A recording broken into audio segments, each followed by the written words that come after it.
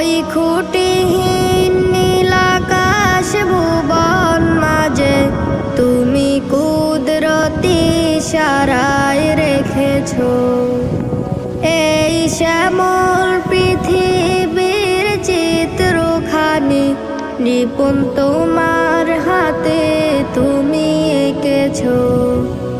ওই খুঁটিহীন নীলাকাশ ভুবন মাঝে তুমি কুদরতি ইশারায় রেখেছো এই শ্যামল পৃথিবীর চিত্রখানি নিপুণ তোমার হাতে তুমি এঁকেছো। ওগো আল্লাহ